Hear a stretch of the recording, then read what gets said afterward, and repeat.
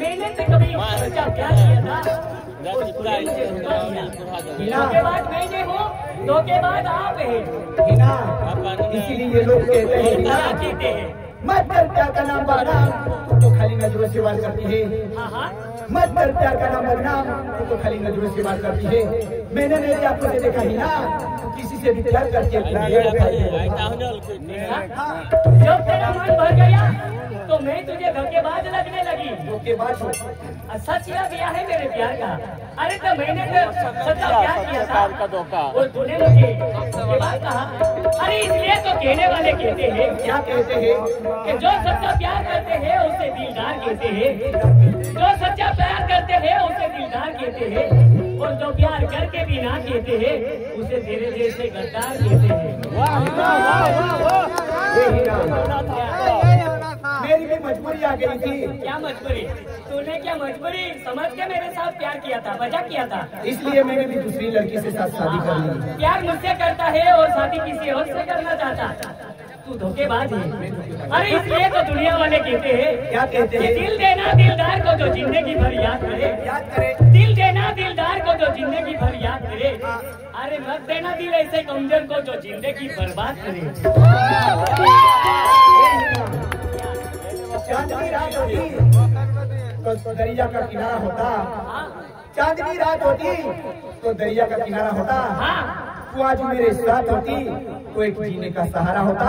लेकिन वो सहारा भी छूट गया और मेरा दिल भी टूट गया ही ना। तेरा दिल टूट गया? हाँ मैं समझ गई, आपका मन भर गया तो मैं तुझे बेवफा लगने लगी।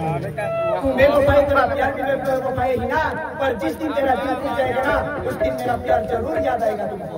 अरे मैं तो याद नहीं करूंगी जा बेवफा, एक दिन मेरी याद आएगी ना तो रोते हुए आंसू कितने गिरे वो गिनते रहना जा।